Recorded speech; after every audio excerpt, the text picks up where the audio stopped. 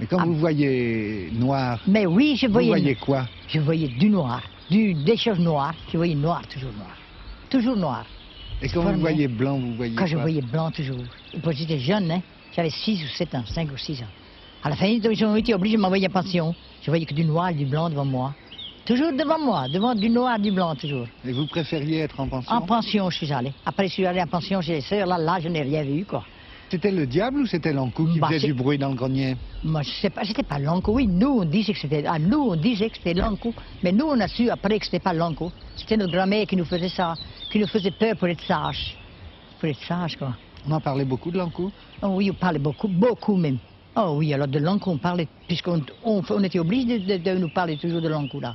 Toujours, toujours. Il avait une charrette, l'encou. Ah oui, l'encou avait une charrette aussi. Oui, on disait aussi qu'il avait une charrette. Après... Mais l'encou, on en parle encore aujourd'hui. Ah oui, hein. maintenant, même maintenant. Même maintenant, hein. C'est drôle, hein?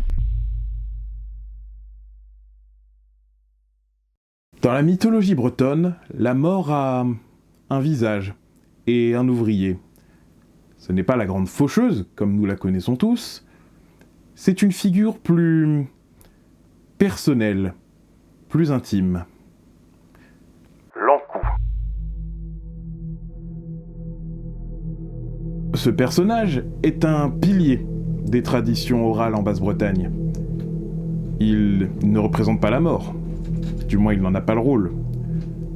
Seulement, il en est plutôt le serviteur. Je dirais le collecteur. C'est Louberour Armaro.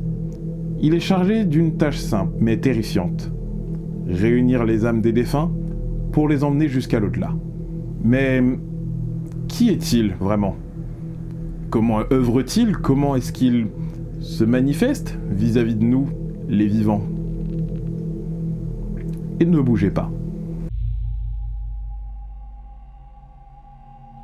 L'encou se présente sous 2 formes principales, toutes les 2 très symboliques, d'une fin inéluctable. La première, c'est celle d'un homme décharné. Très grand, très mince, de longs cheveux blancs, mais l'un des traits qui attire le plus, c'est son visage.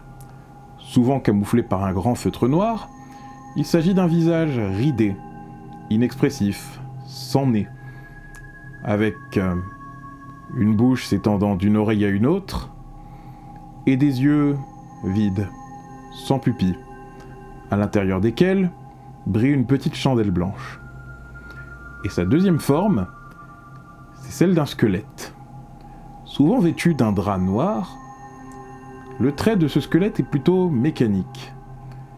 Il a la possibilité d'envoyer sa tête en haut de sa colonne vertébrale et d'effectuer un mouvement circulaire, comme un phare ou une girouette, pour pouvoir garder un œil sur la vaste étendue de la région qu'il a pour mission de surveiller. L'encou n'est pas un démon permanent, il s'agit d'un rôle cyclique. Chaque année, les comptes sont remis à zéro. Le dernier mort de chaque paroisse devient donc ainsi l'encou de cette paroisse. Et sa mission, vous l'aurez compris, c'est de faire le tour de la péninsule, du village, de la parcelle qui est attribuée à cette paroisse. Son objectif est de ramener les âmes à l'au-delà. Remarquez, si durant l'année il y a énormément de morts, on parle d'un encou-druc, un encou méchant. Mais si au contraire, il s'agit du premier mort de l'année, celui-ci sera plutôt convié à devenir l'assistant de l'encou, le comice en encou, pour l'aider dans sa tâche macabre à effectuer la ville besogne. Pour arriver à ses fins, l'encou peut utiliser des outils et des moyens de transport. L'outil le plus connu est une faux. Contrairement à celle de la grande faucheuse, celle de l'encou est retournée.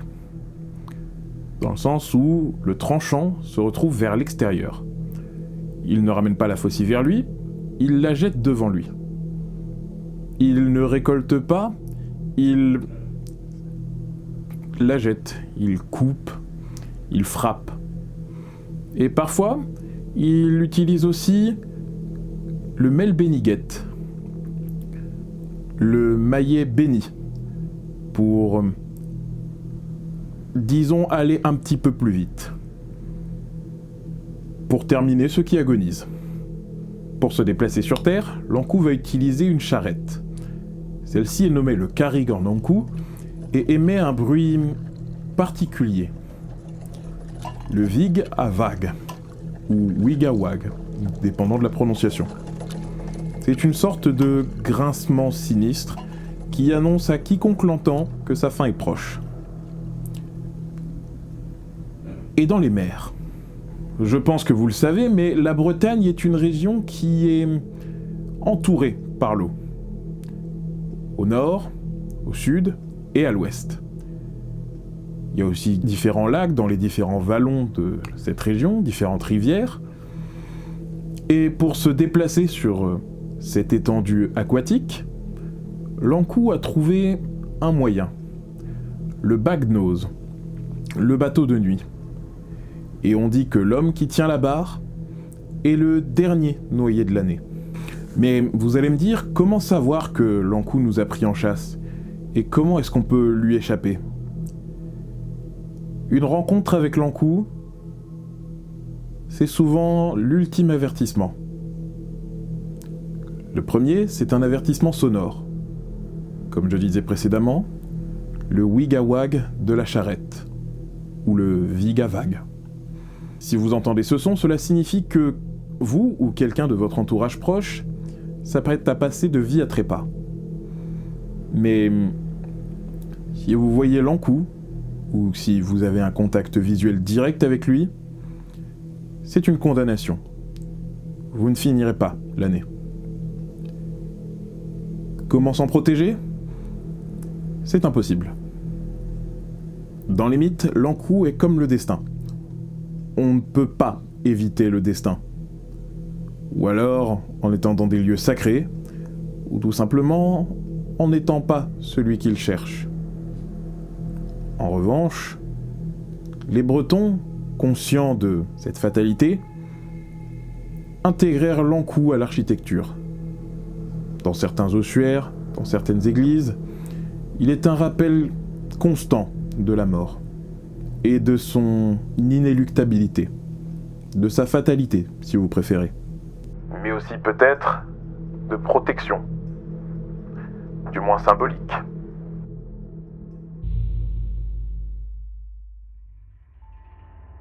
L'Ankou n'a pas seulement hanté les nuits des Bretons. Il est l'une des rares figures mythologiques à avoir été si largement et si concrètement représentée. Sur les portes des cimetières, sur les bénitiers, ou sur les ossuaires, les abris à os, ou encore certaines églises.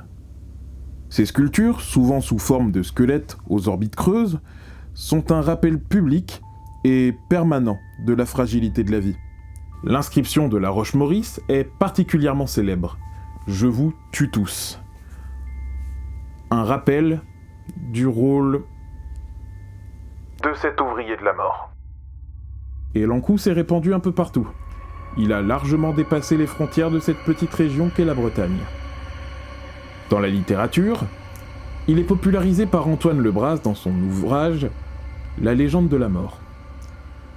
Il est aussi apparu dans certains romans policiers, d'autres de science-fiction, et dans des chants traditionnels. Le Guers, par exemple. Dans sa carrière de cinéma, l'Ankou fait notamment une apparition dans La charrette fantôme de Antoine Duvivier en 1939.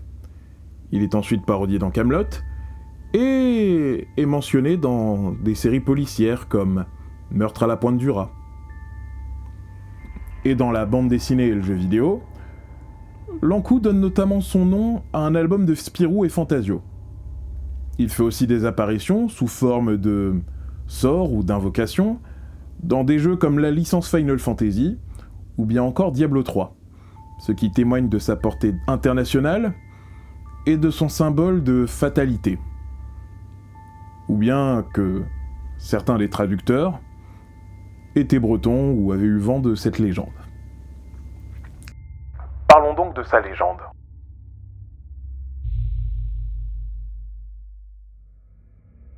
Concentrons-nous maintenant sur une des légendes les plus sinistres de l'Ankou, notamment liée à une fête très emblématique de la fin d'année, la nuit de Noël. Appelée la nuit aux merveilles, par certains Bretons, c'est une nuit à double tranchant. Si vous participez à la messe de minuit et que vous ressentez un frisson glacé, vous traversez l'épaule, le dos, le cou, ce n'est peut-être pas dû au vent. C'est plutôt dû à l'encou qui vient vous marquer, vous caresser. Une carette discrète, tranquille, paisible même, mais une marque définitive. L'encou, c'est plus que du folklore. Il est l'incarnation du lien complexe qu'il existe entre les Bretons et leurs morts. Il est le rappel permanent que le destin, le raid, est une opportunité unique, si je peux dire. Il n'est pas la mort, il est le messager, l'ouvrier, le récolteur, qui un jour frappera à votre porte. À la prochaine tout le monde, c'était Velociraptor. Salut!